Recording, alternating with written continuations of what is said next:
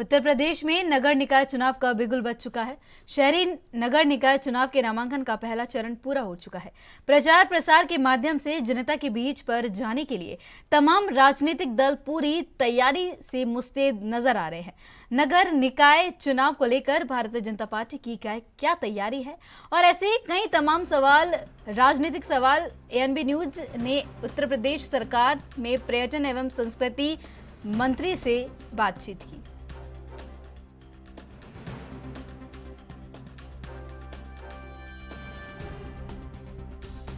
उत्तर प्रदेश में निकाय चुनाव की घोषणा हो चुकी है और निकाय चुनाव को लेकर कितनी तैयारी है भारतीय जनता पार्टी, इन सब बातों पर हमारे साथ बातचीत करने के लिए उत्तर प्रदेश सरकार में संस्कृति मंत्री हैं जयवीर सिंह जी। सर, क्या तैयारी है और ये कहा जा सकता है कि चुनाव भारतीय जनता पार्टी ने बड़ा बना दिया? देखिए, भारतीय जनता पार्टी हर चुनाव को गंभीरता से लड़ती है और चुनावी मूड में हमेशा रहती है। हम लोग गांव के बूथ स्तर से लेकर पन्ना प्रमुख से लेकर के राष्ट्रीय स्तर तक हमारा संगठन सदैव क्रियाशील रहता है और जनता के बीच जाकर के जनता से जुड़ा रहने का काम करता है। कुछ लोग सीजनल होते हैं, मौसमी होते हैं, आए चुनाव में अपना प्रत्याशी दिया और लड़ू के भाग गए, ऐसा नहीं है। राजनीति को भारतीय जनता पार्टी सेवा के रूप में लेती है और सेवा भाव के साथ जनता की सेवा करने का काम करती है। उसी का परिणाम है कि चाहे उत्तर प्रदेश हो या अन्य राज्य हो, भारतीय जनता पार्टी को जनता का स्नेह आशीर्वाद मिला हुआ है। चाहे वो हमारे पंचायत के चुनाव हों, चाहे शहरी निकाय के चुनाव हों, चाहे हमारे पार्लियामेंट के चुनाव हो या असेंबली के चुनाव हो, 2014 के बाद कोई भी चुनाव उत्तर प्रदेश में भारतीय जनता पार्टी लगातार जीतती चली जा रही है।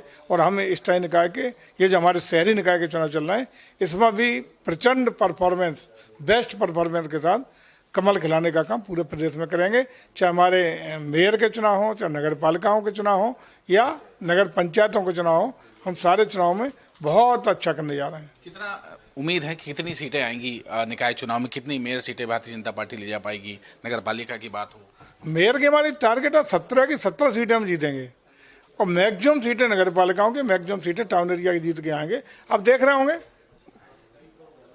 लोकदल का सपा का ही जूतम पैजर हो रही है, आपस में ही कहीं कुछ सामंजस्य नहीं है। कहीं भी जमीन पे न बसपा दिखाई पड़ रही है न कांग्रेस दिखाई पड़ रही है।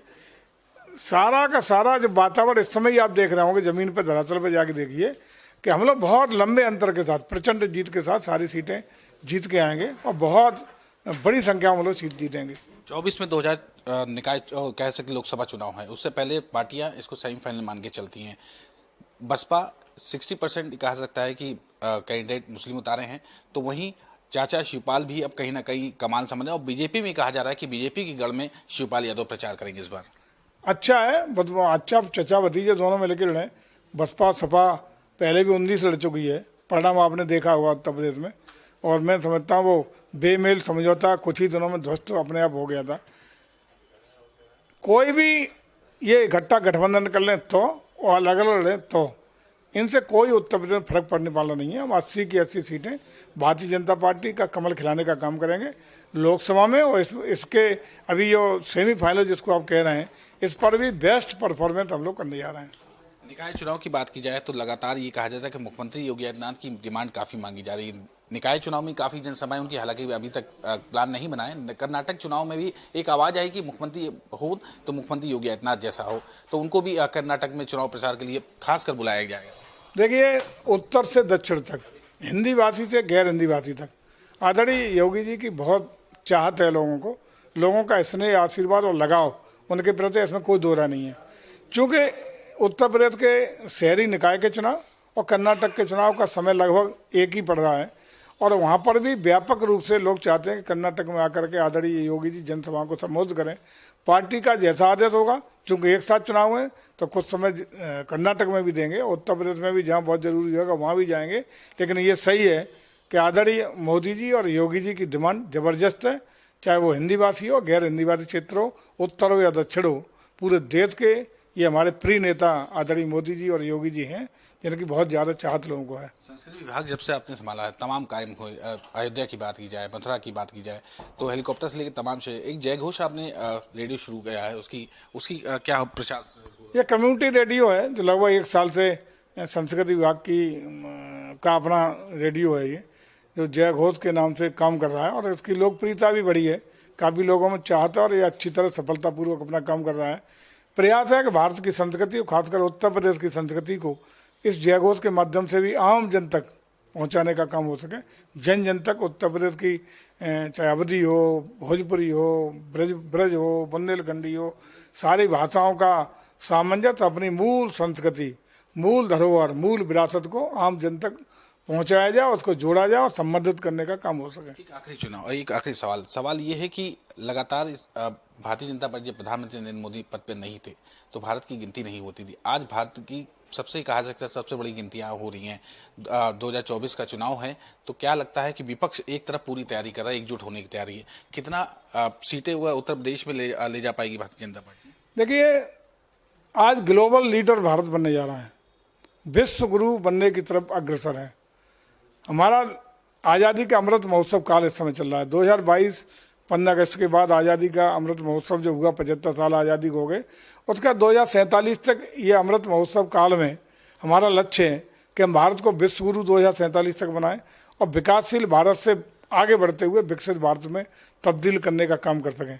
इसी के लिए सतत रूप से रोड मैप पूरा आदरणीय मोदी जी के नेतृत्व में बना हुआ है। उसी पर तत्परता से सारे विभाग, सारे लोग, आम जनमानस को जोड़ते हुए लोग आगे बढ़ने का काम कर रहे हैं। देश की जनता का अगाध विश्वास आदरणीय मोदी जी पे इसलिए है कि आज ग्लोबल लीडर के रूप में भारत उभर रहा है। आज विश्व में भारत की आवाज़ को दबाने का कोई काम नहीं कर सकता। आवाज़ सुनी जाती है। पहले की परिस्थिति नहीं है। सामरिक रूप से, आर्थिक रूप से, हर स्थिति में आज भारत उठ के खड़ा हुआ है, बहुत ताकतवर देश बना है। उसका एक उदाहरण है कि जब कोरोना काल आया तो बड़े बड़े वो देश जो अपने को विकसित देश कहते थे, घुटनों के बल आ गए। लेकिन भारत जैसा विकासशील देश, जिसको लोग पश्चिम के देश मजाक बनाते हुए कहते थे सपेरों का देश है, भिखमंगों का देश है, उस देश ने न सिर्फ रिकॉर्ड समय में अपनी वैक्सीन दे करके, स्वदेशी वैक्सीन दे करके, बल्कि प्रभावी वैक्सीन दे करके न सिर्फ हिंदुस्तान की जान बचाने का काम किया, बल्कि अपने 100 से ज़्यादा मित्र राष्ट्रों को भी वैक्सीन की आपूर्ति दे करके उनको भी जान बचाने का काम किया। और उसने सिद्ध किया कि भारत ने एक नारा दिया था जय जवान जय किसान का, वो नारा बाद में एक और नारा उसमें जोड़ा कि जय जवान जय किसान के साथ जय विज्ञान का। लेकिन कोरोना के बाद अब नया नारा उसमें जोड़ने का काम हुआ है कि जय जवान जय किसान जय विज्ञान जय अनुसंधान। अनुसंधान में भी, रिसर्च में भी भारत बड़े बड़े विकसित देशों से भी पीछे नहीं है। और इसलिए आज भारत उठ के खड़ा हो गया है, तेज गति से चल रहा है, प्रगति के रास्ते को, ऊंचाइयों को छूने का काम कर रहा है। और आने वाले समय में ग्लोबल लीडर भारत होगा, विकसित भारत होगा।